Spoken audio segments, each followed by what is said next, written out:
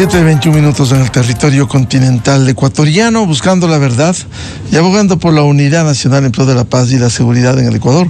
Queremos saludar al economista Jorge Calderón, experto en temas laborales. Lo invitamos para hacer un análisis de cómo va el empleo, el subempleo, el desempleo en el Ecuador, partiendo de los indicadores que periódicamente nos entrega el INEC y que ha dado una situación de una leve mejoría periódica del empleo pleno, sin llegar a los niveles deseados, porque sigue una gran población, más del 50% de la población económicamente activa en la informalidad. A ver, ¿cuál es su lectura de los datos que presenta el INEC y sobre la actual situación del empleo en el Ecuador? Muy buen día, Jorge. Estimado Miguel, muy buenos días, y a todos los que nos escuchan por la señal de Radio Democracia. Tú ya lo decías, justamente hay un reporte ya en relación a los indicadores de empleo en el país, como es habitual siempre en los primeros días del siguiente mes. En todo caso, ¿qué nos está reflejando el mismo? Que hay un crecimiento del empleo adecuado. Esto es que se ubica en 37.1%. Recordemos que un año atrás estaba en 33%. ¿Qué se traduce esto? Que hace un año estaban en el diciembre de 2024 estaban 33 de cada 100 ecuatorianos en una condición de empleo adecuado. Esto quiere decir que ganaban al menos el salario básico y trabajaban al menos las 40 horas a la semana. ¿Qué ha pasado a diciembre de 2025? Eso se ubica en 37.1. Esto es 37 de cada 100 ecuatorianos se encuentran en estas condiciones de empleo adecuado. Pero, por supuesto, como tú también lo señalabas, existe aún una importante cantidad de ecuatorianos que, estando en las posibilidades de trabajar, están subempleados o desempleados. Hay mejores indicadores. Todavía hay aspectos que realizar. Incluso si nosotros nos remontamos a diciembre del 19, antes de la pandemia, estamos en 39% de empleo adecuado. Es decir, aún no se llega a los niveles de prepandemia. Esto no quiere decir que no se haya creado puestos de trabajo. Se ha hecho, pero sin duda hace falta más para incorporar a toda esa mano de obra que hace falta. Y en estas condiciones del subempleo, el que contrata pero no paga todo lo legal, ¿en qué condiciones está? Bueno, ahí justamente, si bien hay leves disminuciones, es un factor que también nos preocupa, dado que tú bien lo señalas, no está en condiciones adecuadas de trabajo. Puede ser por un tema de una contratación informal, o porque de alguna manera el ciudadano está buscando alguna manera de subsistencia que no le lleva a tener un ingreso al que llegue al menos al salario básico unificado. En todo caso, hacia allá hay que ir trabajando, mejorando la legislación actual en temas laborales, de cara a propiciar condiciones de que se creen puestos de trabajo a estas personas que están en el subempleo y desempleo, especialmente en dos grupos que son los más afectados: los jóvenes entre 18 y 30 años y las mujeres, que sin duda son aquellos grupos que más sufren de estas condiciones de subempleo y desempleo. Ahora, ¿cómo cambiar este panorama y al menos volver, lo que decía el economista Calderón, volver a los niveles de antes de la pandemia, para superar incluso el 39% de empleo pleno? Claro, yo creo que ahí apunta, estimado Miguel, a que se desarrollen reformas, haciendo uso de una frase que ya es muy habitual escuchar: no podemos pretender resultados distintos haciendo lo mismo. Entonces, yo creo que hay que partir de un marco jurídico que de alguna manera ayude a que las condiciones puedan facilitarse. Ojo, no va a ser lo único, por supuesto, que haga falta. Es decir, la reforma es una base, y esperemos que lo que se dio a fines del 2025, ese acuerdo entre empleadores y empleados en torno al aumento del salario básico unificado, sea una antesala de que sí es posible llegar a acuerdos. Es cuestión, obviamente, de negociar, entrar con sus posturas, y que éstas puedan llegar a un punto común de acuerdo para facilitar eso. Y sin duda también ayudar muchísimo a que se sigan potenciando sectores que son los que en el 2025 generaron la dinámica productiva, que está reflejada en dos factores y que impulsó el crecimiento del empleo: el consumo interno y la agroexportación. Yo creo que ya hay que trabajar muchísimo. Tenemos un sector externo que creció cerca del 20% el año pasado, a fecha de noviembre, porque todavía no están los datos del comercio exterior actualizados, pero en todo caso vemos como un sector ganó dinamismo: café, cacao, banano, camarón, y también el sector de mina. Entonces yo creo que ahí hay sectores que hay que seguir impulsando de cara a poder generar esa dinámica productiva de consumo y que se refleje en creación de empleo. Frente a este panorama, ¿cómo emprender en una reforma que facilite la contratación con pleno empleo y con todos los respaldos y resguardos? Sin embargo, vemos que esto no genera una plena confianza, como por ejemplo la contratación por horas de acuerdo a las aspiraciones de algunos sectores. Sí, entiendo, es comprensible la preocupación que puede existir. Hubo momentos hace muchos años en que varios modelos que podían haber facilitado el trabajo fueron mal usados. Por ejemplo, la tercerización. Yo creo que la tercerización es positiva, pero no fue adecuadamente utilizada esa figura y de alguna forma terminó haciendo ciertas circunstancias de explotación de los trabajadores. En todo caso, esperemos que esas circunstancias puedan haber sido aprendidas por ambas partes. Y en el salario por hora, yo creo que es muy positivo que podamos avanzar en ello. Ojalá. Yo sé que le hemos dado la espalda como país en una consulta popular que en su momento se nos hizo esa pregunta y se dijo que no. Pues yo creo que el Ecuador sí tiene que explorar alternativas como esa que ayuden a que las personas que no quisieran trabajar un horario completo, sino ciertas horas por temas de estudio, o inclusive porque a veces se piensa que el salario por hora solo beneficia a los jóvenes. No, puede beneficiar también a aquellos adultos mayores, por ejemplo, que ya están en una etapa postproductiva, están jubilados y que de alguna forma podrían estar usando parte de las horas de su tiempo para trabajar. Entonces yo creo que sí es imposible que exploremos como país alternativas o figuras como esa, de tal manera que en base a los errores aprendidos del pasado se genere esa confianza, porque ahí lo que sin duda hace falta es que se genere confianza entre estos dos actores, empleados y empleadores, para que entiendan que hay que trabajar en función de ese 63% que no tiene las condiciones de empleo adecuado, que no gana lo suficiente, y poder tener una economía en que ojalá en un momento llegue a 70, 80, 90% de empleo adecuado. Sería otro el Ecuador, pero obviamente va a partir, como tú bien lo señalas, de la confianza que se genera entre los actores que participan en estos procesos de negociación laboral. Ahora, en el país hemos visto con el derecho que les asiste a la dirigencia sindical y a los gremios, mucho se habla, cuidado con tocar los derechos adquiridos que están allí, eso no se puede tocar. Sin embargo, poco se habla del impulso de una reforma laboral que requiere implementarse, ojalá este año, en la Asamblea Nacional. ¿Cómo viabilizar esto? Sí, yo creo que es un obstáculo importante, los derechos adquiridos. Nos gusten o no nos gusten, yo no comparto algunos de los que entre comillas se llaman derechos personalmente, pero son ya derechos que están consagrados. Entonces ya hay que partir de esa base para que en función de eso se generen condiciones, primero de confianza, lo decíamos, y segundo de negociación, para que en ese aspecto lleguen a puntos comunes de acuerdo entre los sindicatos, que sin duda van a ser actores importantes para manejar el pulso de una negociación de carácter laboral. Pero yo creo que más allá de los sindicatos, que obviamente defienden a sus gremios, defienden a sus sectores, hay personas que no pertenecen a los gremios y hay grupos que no tienen ni siquiera un empleo para estar agremiados. Entonces hacia allá hay que apuntar. Entonces, si ya está una base de derechos, coincidamos o no con los mismos, que esa base sea desde ahí en adelante, que se prepare todo el camino, que se allana una reforma de carácter laboral. Pero no podemos seguir con un código laboral de ya casi 90 años y que lo hemos ido parchando a través de normativa y reglamento, pero porque nos vimos obligados a hacerlo, porque la pandemia nos empujó a hacer eso, a incorporar figuras de contratación que no existían, como el teletrabajo, trabajo remoto, entre otras cosas más, pero porque fuimos empujados, las circunstancias nos llevaron a eso. Pero obviamente yo creo que hay que tener la claridad, la seriedad y la altura para saber que es un proceso de negociación, insisto, sobre una base ya de derechos adquiridos, pero a partir de ello poder ir entablando nuevos caminos o figuras y formas de contratación que se necesiten incorporar.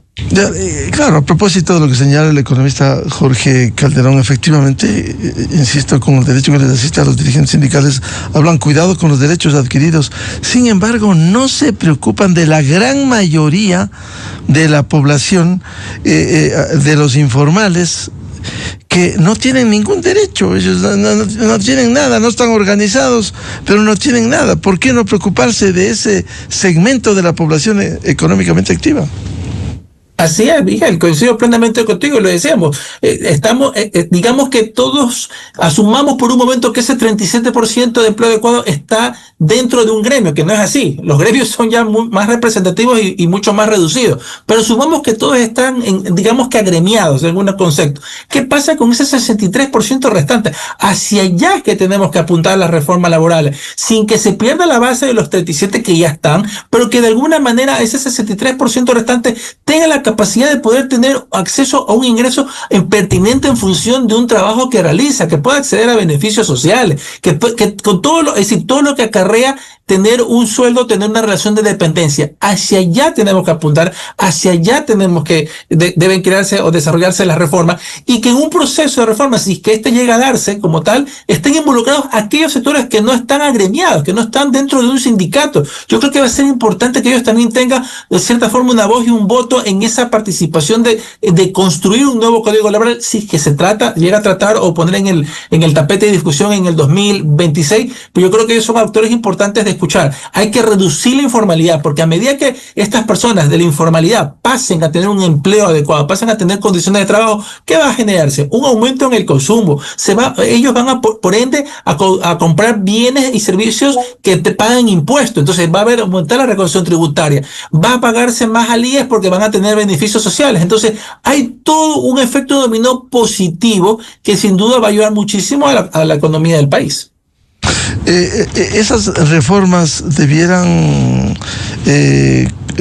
presentarse en la Asamblea. Hay proyectos en la Asamblea. ¿Qué hace falta para impulsar esto? Además de la decisión política tanto del Ejecutivo, el propio sector empresarial y los gremios también. Creo que cada actor, gremios y empresarios y grupos ejecutivos tiene ya o sabe lo que tiene que reformarse, lo que tiene que considerarse, modalidades de contratación, fijación inclusive hasta del salario básico, entre otras cosas. En todo caso, yo creo que hay que consensuar las propuestas legales o normativas que estos actores tengan, de tal manera que en algunas cosas probablemente sí los tres puedan estar de acuerdo, probablemente en otras no. Podría ser justamente parte, o sería parte de la discusión. No va a ser un proceso que sea de la noche a la mañana, va a tomar su tiempo, pero sí tener, más allá de lo que tú dices, de la voluntad política de cada uno de estos actores, saber en tiempo cuánto se va a tomar, y que de una vez los consensos ya estén en la legislatura, porque ¿qué pasa y qué ocurriría si llega a haber consenso entre las partes, pero no llega a haber consenso en la legislatura? Al final del día después no va a terminar pasando un cuerpo legal y se desgastó el tiempo. Yo creo que ahí hay que ir de la mano trabajando, inclusive entre estos también en la legislatura, para que de alguna manera los acuerdos que se logren puedan irse teniendo conocimiento en la Asamblea Nacional, y esto pueda aprobarse en un tiempo pertinente y puede haber esa reforma. Ahora bien, uno puede decir, ¿qué pasa con aquellas personas que están bajo un código laboral actual? Bueno, habría que ver las condiciones, que no cambien, lo decíamos, que no se altere los derechos, la base de derechos que está, pero sin duda avanzar en ello. Ahora, hay otro tema que quiero plantearle al economista Jorge Calderón. Tanto se ha hablado del tema de la jubilación patronal, pero no se aterriza todavía. Se ha hablado de consensos, crear un fondo individual de los trabajadores, pero no hay manera, sigue siendo una carga en la relación laboral, porque automáticamente quien pasa los 19 años y no llega a los 20 años, se evita hacer ya la reserva matemática, y a los 25 años la plena jubilación patronal. ¿Qué hacer con esto? Que también es un obstáculo, porque las empresas no quieren mantener a un trabajador, por bueno que sea, porque haya invertido en su capacitación, tiene que irse para no asumir la carga de la jubilación patronal. Sí, es algo que ya está, que muchas empresas de cierta manera generan estrategias para, con ese colaborador que ha estado casi ya 20 años, no tenerlo en ese momento, que como tú ya insistes, tiene que empezar la reserva matemática y después ya como tal la jubilación a partir de los 25 años que tengan esa empresa. Se ve pocos casos de aquellos trabajadores que los mantienen. Normalmente vemos eso en empresas que son multinacionales, que son transnacionales y que tienen ya ciertos temas de pautas desde afuera, pero ya en las empresas locales sí se ve lamentablemente ese proceso, y obviamente son esas situaciones que de alguna manera la ley, al concebirlas, muchas empresas empresas lo tratan de evitar por los costos que acarrea después tener a una persona. Más aún si la esperanza de vida se ha incrementado de tal manera en los últimos años que lo que tal vez se tenía consagrado en la norma, que podría ser una esperanza de vida de 15, 20 años, puede llegar a ser hasta inclusive 30, 35 años, lo que aumenta las cargas que pueda tener respecto a estas jubilaciones patronales que deben asumir las empresas. En todo caso, obviamente ya es una situación que se ha normalizado en muchas empresas del país, y son parte de las que tendrían que ponerse en discusión para ver qué aspecto puede ayudar a que las finanzas de una empresa no se afecten, pero sin duda tampoco se compromete el futuro laboral de un colaborador en la que puede trabajar. Ojo, hay empresas que lo que hacen es moverlo de una empresa a otra, que son del mismo grupo. Entonces, de alguna manera no busca deslindarse del colaborador, porque tú bien lo mencionabas, Miguel, hay un proceso de capacitación, ya hay una preparación, ya hay habilidades, destrezas adquiridas, pero sin duda termina afectando la posición laboral que tiene el empleado en una organización que ha trabajado por muchos años. ¿Y qué reformas, cómo debiera avanzarse? El año anterior, desde el Ministerio del Trabajo se anunció mesas de diálogo, se ha avanzado, sin embargo no se ha llegado a concretar esto. ¿Cómo ve este panorama y cómo debiera acelerarse? Bueno, el año pasado de alguna manera hubo ciertas afectaciones en el último trimestre, especialmente por asuntos de consulta popular, que el foco ya fue otro, ya vino la vacancia legislativa, es por así decirlo, al final de un año, más allá de que tuvimos, como le decía, la consulta popular. Pero en todo caso, yo creo que ya con un año en la que por lo menos los primeros 9 meses no va a haber un tema electoral de por medio, más allá de que el último trimestre se enfocará en las seccionales, sin duda los partidos políticos, yo creo que es importante que podamos aprovechar a la brevedad posible y retomar estas mesas de diálogo, se puedan generar esas conversaciones y se puedan llegar a acuerdos. No va a ser lo decíamos hace un momento, no va a ser un proceso rápido llegar a acuerdos en los temas laborales. Hay mucha desconfianza por parte de los actores aún, pero yo creo que si sabemos que es posible llegar a acuerdos, como ya lo decíamos hace un momento, que los planteados en diciembre, yo creo que sí hay que ponernos a sentar y hacer el intento de que reformas laborales que ayuden a la generación de empleo, sí es posible, pero en todo caso dependerá del impulso, la coordinación, la articulación de los distintos actores, y que entiendan que tenemos que cada uno de ellos estar dispuestos a ceder, a realizar concesiones, insisto, que afecte la base de derecho, pero que de alguna manera sepamos que sobre eso se puede escribir un nuevo código laboral. ¿Cuáles debieran ser, economista Calderón, al menos las reformas laborales mínimas?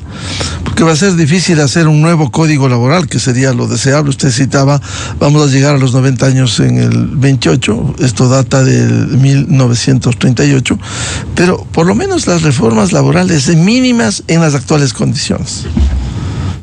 Nuevos modelos de contratación, revisión del cálculo del salario básico unificado para hacerlo más ligado a los criterios técnicos, que si bien ya guarda algunas fórmulas, es importante que este sea actualizado. La jubilación patronal, como lo decíamos hace un momento, con formación de sindicatos, de gremios. Entonces yo creo que por ahí podrían estar algunas opciones sobre las cuales plantearnos reformas y cambios más allá de aquellos aspectos que sin duda tendrán que articularse en las normativas como reglamentos que ya son propios de emisión de un código laboral, pero en todo caso yo creo que jubilación patronal, conformación de gremios, revisión del salario básico, modalidades de trabajo, serían 4 puntos de partida en ese sentido.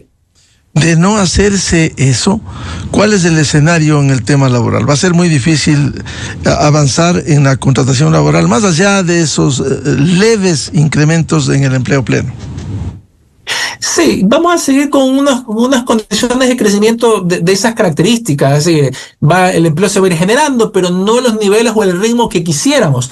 Obviamente, ¿qué se necesita para la creación de empleo? Ingresos, y en este sentido, ante la estrechez financiera que tiene el Ejecutivo, o lo que han tenido los Ejecutivos en los últimos años, ¿qué se necesita? Una inversión extranjera, pero una inversión extranjera que sin duda llegue a estar en niveles de 5.000, 6.000 millones de dólares, no la que estamos recibiendo, que está por debajo de los 1.000 millones de dólares, por mencionar un aspecto. Sostener el consumo privado, aumentar las exportaciones de tal manera a través de diversificación de la oferta exportable y firmas de mayor acuerdos comerciales. Entonces, son aspectos que nos van a ayudar a impulsar, pero si seguimos teniendo las mismas normas, por más dinámica que exista en estos otros puntos, poco se va a crear el empleo que se necesita o se requiere. Entonces, yo creo que hay que buscar garantizar condiciones desde lo jurídico para que sin duda se empate con la otra dinámica productiva que es posible generar. ¿Y qué impide viabilizar e impulsar estas reformas laborales?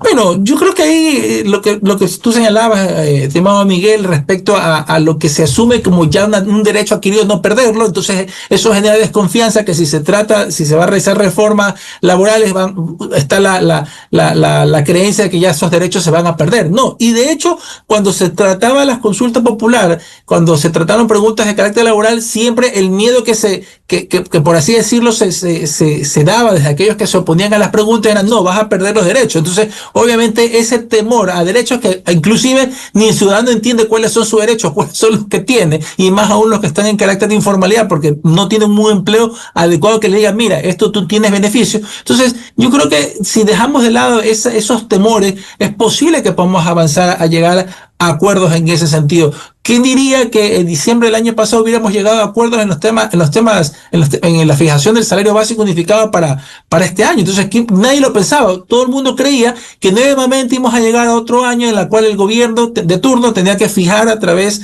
del ministerio, fijar el nivel de incremento. Entonces, y hubo un acuerdo entre las partes. Entonces, hacia allá tenemos que avanzar, pero sin duda la construcción de confianza tarda, demora, pero tenemos que en ese sentido ceder posiciones si realmente queremos hacer reformas y hacer reformas que le sirvan, insisto, no al 37%, sino también al 63% restante, que es el que tenemos que apuntar. Esto pasa por una voluntad política del Ejecutivo, la aceptación de los gremios, el sector empresarial y también la voluntad de impulso en la Asamblea Nacional.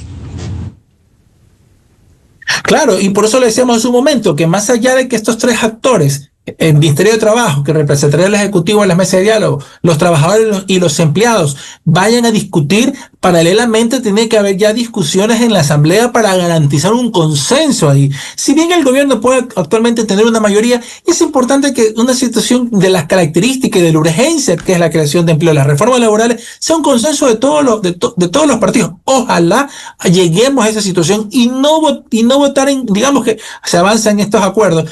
No, en la Asamblea puede caerse todo solamente por no ser partidario del gobierno de turno.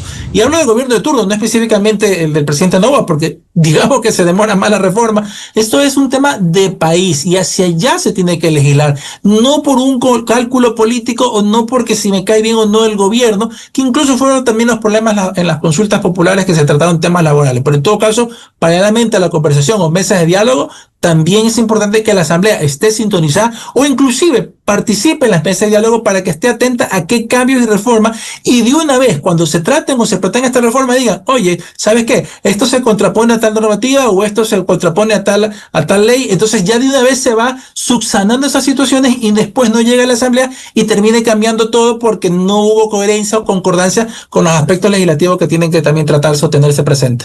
Ahora, aprovechar también la mayoría este momento en la Asamblea Nacional que permita viabilizar esta reforma, economista Calderón.